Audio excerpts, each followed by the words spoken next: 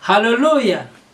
Nongeye kubasuhuza nshuti z'umwami wacu Yesu Kristo, muri kumwe na Pastor Nkunzurwanda Jean Marie Vianney uhagarariye Divine Prophetic Ministry. Imana ibaha umugisha. Uyu munsi wanejejwe cyane no kubaganiriza ku bijyanye n'ubuhamya bwanjye, mbabwira uburyo Yesu akiza nuko aruhura abarushye.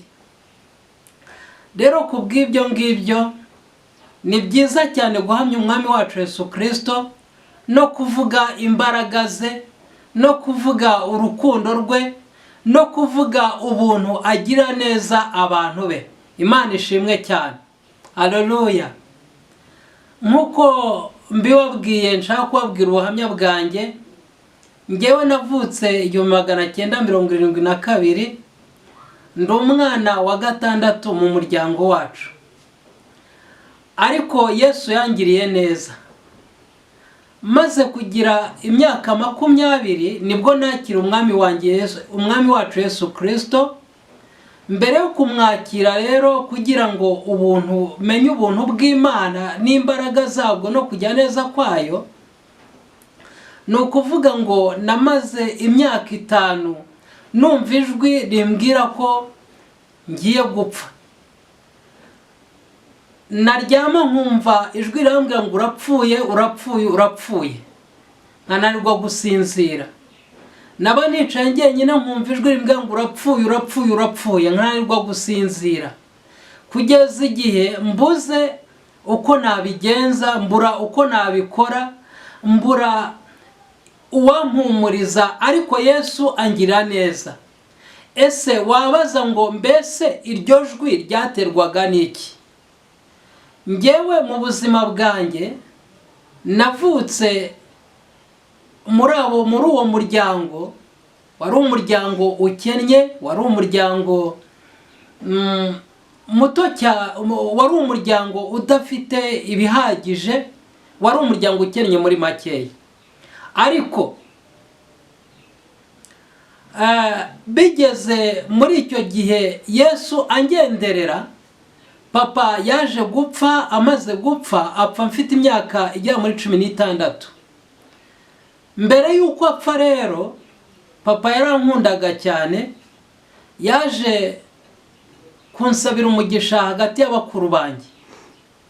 Mu kunsabira umugisha, ariko umugisha yansabiye, papa ntabwo yarakijijwe, murabyumva namwe, kuko urupfu yapfuye narwo ntabwo rwari urupfu rusobanutse. Papa mbere y'uko apfa, we yajyaga avuga ko azapfa, avuga ko azapfa ari kuri bonani.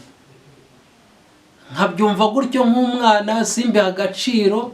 Nubwo mwana ari umwana, nari mfite imyaka 16, simbiha agaciro, nkabyumva gutyo, nkabitekereza gutyo, nkumva nyine ni ibintu yivugira. Hanyuma bonane yenda kugera, nibwo yaje guteranya abavandimwe banjye, turicara, hari n'abantu, mbega yasaga n'urimo gusezera.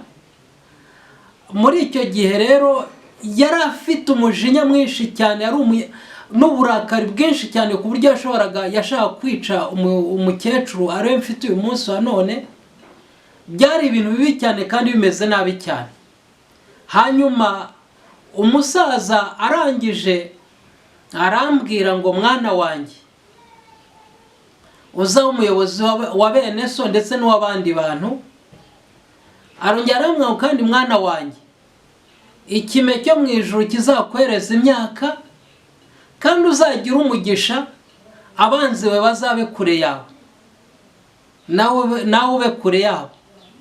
Nuko arenzaho irindi jambo arambwira ngo mwana wanjye rero, twebwe turi abasinga, tuvuka mu miryango y'abasinga. Niko yambwiraga, ariko icyo si cyo nirata, ahubwo nirata Yesu wampaye agakiza kuntu, kuko ibyo ngibyo by'imiryango nta gaciro njya mbiha, ahubwo agaciro mpa nako kuba mu muryango w'Imana, cyangwa se kuba mu itorero ry'Imana no kwitwa umukristo. Ariko ndabivuga kuko ariko yari yarabivuze, ariko ntabwo mbihagaze, nta n'agaciro mbiha. Ahubwo icyangombwa ni uko Yesu ari wampaye agakiza ku buntu, kandi akancunguza amaraso ye, akangirira neza, akampa amahoro n'umunezero byo mu mutima. Imana nishimwe.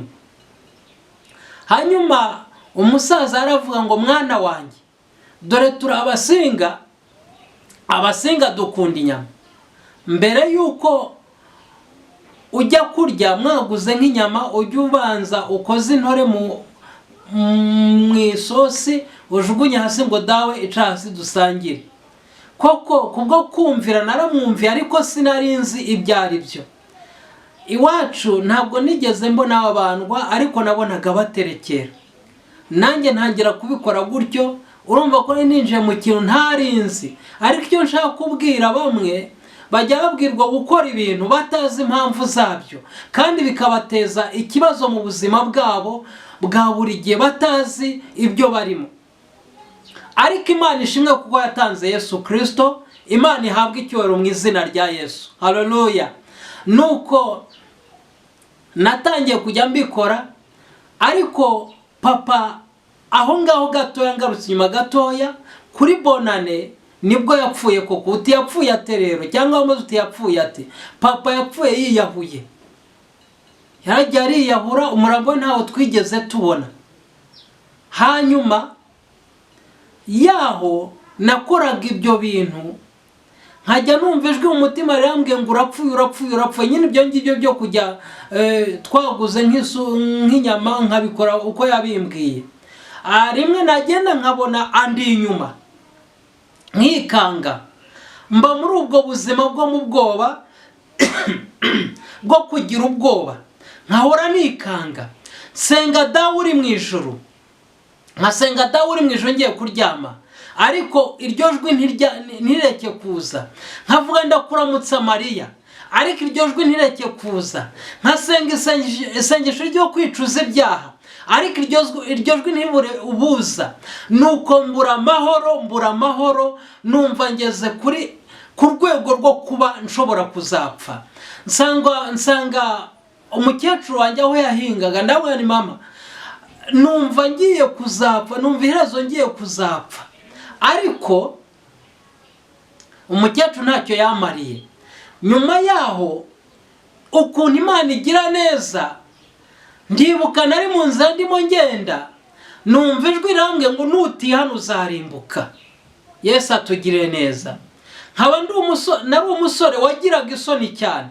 Kuvugira imbere y'abantu byari ikibazo gikomeye cyane.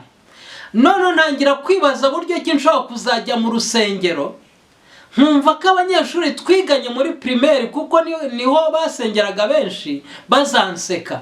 Satani atangira kunteza isoni. Ariko ryajwe naryo rirambwa ngo nutihana uzarimbuka. Ijwi ry'Imana rigira imbaraga ku buzima bwanjye, rimbura ngo ihana utazarimbuka, rikomeza kunsunika. Nibwo nafataga umwanzuro wo kujya mu rusengero kwihana. Naragiye hari ku cyumweru, ngeze mu rusengero bahagurutsa abashyitsi. Bagiye guhagurutsa abashyitsi, Satani arambwira ngo, numva ijwi rimbwira ngo nuhaguruka baraguseka. Ariko numva irindi jwi rimbwira ngo haguruka. Nuko ndahaguruka. Bwari bwo bwa mbere ninjiye mu rusengero rwa ADEPR. Maze kwinjira ndavuga ngo ese bifata bate? Numva bahagurukije abashyitsi, guhaguruka birangwa, ariko byajwe bamwe bahaguruka wihane, haguruka. Ndahaguruka, nari ko ari umwanya wo kwihana. Niko numvaga muri njye ngo haguruka wihane. Noneho naje guhaguruka koko, mbona bakiriye abashyitsi. Bamaze kwakira abashyitsi, najya nkubwira ukuntu umwuka wera mwiza n'ukuntu Imana ikiza. Bamaze kwakira abashyitsi, nanjye nariyicariye. Maze kwicara, umuririmbyi umwe w'umukobwa, yari umukobwa icyo gihe, ubu nawe arakuze nkatwe, twari twariganye, atera ikorasi ivuga ngo widamara kuko turi hafi yo kwambuka Yorodani. Ntangira nkimara kumva iyo ndirimbo yinjira mu mutima wanjye. Imaze kwinjira mu mutima wanjye, ntangira kugira agahinda kenshi mu mutima wanjye. Ntangira kuriraho narindi, agahinda karamfata. Ntangira kuvuga ngo Mana, abandi bagiye kuzajya mu ijuru, njyewe ndimbuke. Abandi bagiye kwambuka Yorodani, njyewe nsigare. Mana, mbabarira ibyaha byanjye. Ntangira gusuhuza umutima no kurira. Noneho ubwo hageze umwanya wo kubwiriza. Ikibwiriza ntacyo nigeze numva bakundwa bene data, kuko nari mu gahinda gakomeye. Noneho nyuma yaho bamaze kubwiriza ngo abashaka kwihana nibahaguruke tubasengere bihana ibyaha byabo. Hanyuma naje kumva ijwi rimwe ngo nuhaguruka baraguseka, irindi rimwe ngo haguruka wihane, kuko uyu niwo munsi wo gukizwa, niwo munsi wo kwakira Yesu Kristo, niwo munsi wo gutabarwa kwawe, niwo munsi wo kwakira amahoro. Nuko narahagurutse, maze guhaguruka barasenga. Bamaze kudusengera, ngiye kumva numva ikintu kimvuyo cyari kinyubarayeho, kimeze akenshi mu giturage iwacu twakundaga kwikorera ibintu by'imitwaro, tukikorera imigozi, tukikorera ibishyimbo mu isarura. Noneho naje watura umutwaro ukumva umuyaga uraguhushye, ubaye muremure, kuko umutwaro wabaga wagutsikamiye. Nanjye icyo gihe bansengera nagiye kumva numva ikintu cyari kindiho kindemereye kimvuyeho, numva umuyaga umpushye umubiri wose, numva mu mutima wanjye hinjiyemo ubukonje, numva mu mutima ngize amahoro n'umunezero n'ibyishimo. Mana yacu ishimwe. Ndabwira Yesu ukiza kandi ugira neza abantu be. Haleluya. Nuko icyo gihe ubwo bamaraga kunsengera, bamaze kudusengera, nuko twarangije amateraniro turasohoka, baravuga ati noneho kuwa gatatu muzagaruke gusenga. Hanyuma ngisohoka nkigera hanze, hari umusore umwe twiganaga, twari twarigaye muri primaire, yaje kuma agatabo k'isezerano rishya. Arambwira tumva rero, nujya wibuka umuntu wakugiriye nabi, ujye uvuga ngo toka Satani mu izina rya Yesu. Kandi mu muryango wanjye bose banywaga itabi ryo mu nkono n'ibirere byose, bakanywa inzoga. Njye icyo kintu ntabwo narigeze nkikora, no kubwo kugira isoni kwanjye ntabwo nabasha kuvugira imbere y'abantu cyangwa kuba naganiriza abakobwa. Ni ukuvuga ngo ikintu nagiraga muri njyewe, nagiraga kamere y'inzika mu mutima wanjye, kandi numva ko umuntu wese wongere nabi ngomba kwihorera.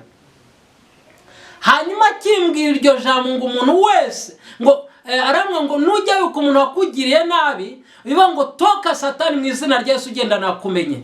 Mu by'ukuri ibyo byampaye izindi mbaraga zo gucya wa mudayimoni uteza inzika. Buriya hari ukibuka umuntu wakugiriye nabi, ariko nawe ukaba ugambiriye kuzamugira nabi. Hari ukwibuka ko umuntu akugiriye nabi, ariko ukumva utamwitura inabi yakugiriye. Yesu atugirire neza. Mujye mugerageza kwibuka, ariko nimwibuka ntimukwibukire kujya kuhora inzigo, ahubwo mwibukire kumenya ko umuntu yaba yarakugiriye nabi nurangiza umwitura imbabazi. Yesu ashimwe.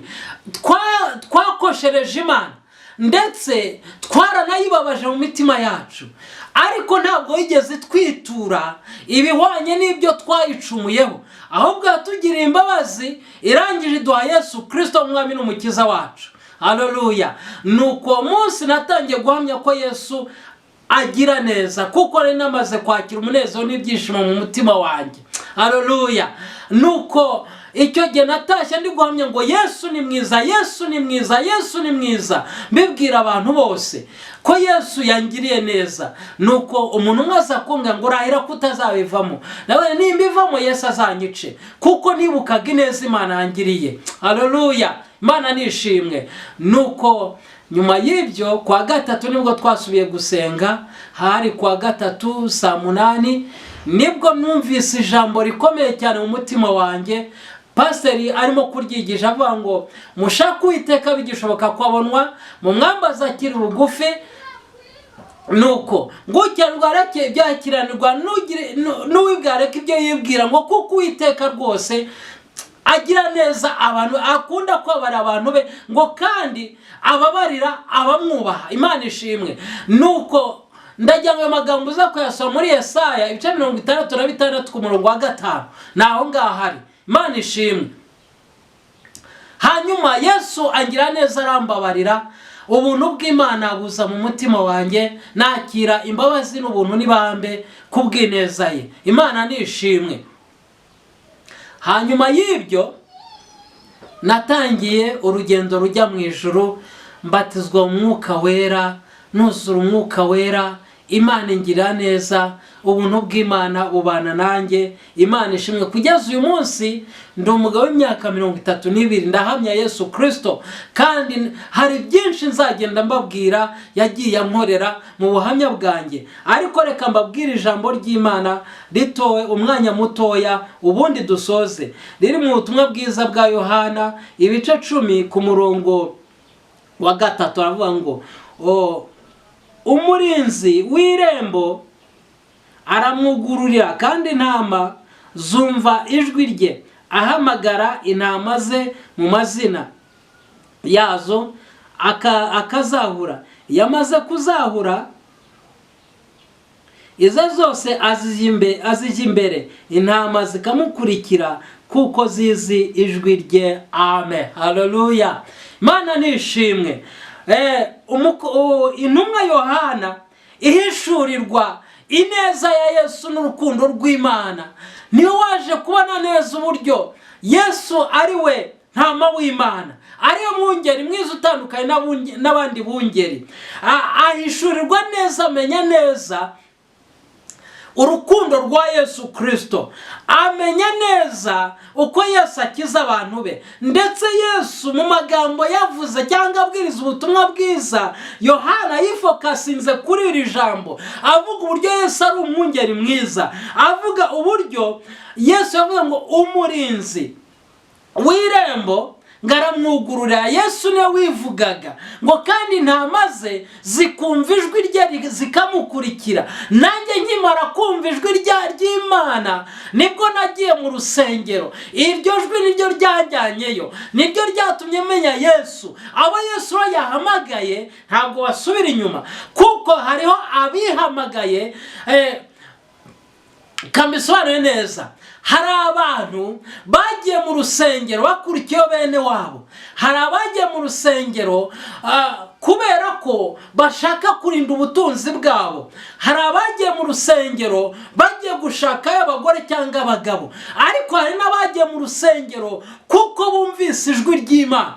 Abamaze kumva ijwi ribahamagara rero, abo ngabo ntabwo bajya basubira inyuma. Abo ngabo bagendana n'umwami Yesu. Abo ngabo abana nabo iyo baguye bagira umwete, Umwuka warabasanga kabihanisha bakihana. Ariko babandi bakurikiye ibyo, iyo baguye ntabwo bajya bihana. Kandi abo ngabo bakurikiye izo ndamu n'ibindi ntabwo bajya bababarira bagenzi babo. Ariko abahamagawe bakumva ijwi ry'umwami Yesu, iyo habayeho ikibazo bihutira kwihana, kandi bifuza kubana n'abandi bose, n'abandi bantu bose amahoro, nk'uko ijambo ry'Imana ribitubwira. Mwene data mukundwa rero, nabo ngo iki ni igice cya mbere cy'ubuhamya bwanjye, uburyo nakiriye Yesu Kristo umwami n'umukiza wanjye, nkabatizwa Mwuka Wera, nkuzura Umwuka Wera, n'izo mbaraga ziracyakwa muri njyewe. Rero nshuti yanjye mukundwa, reka turangiriza ngusengera Imana.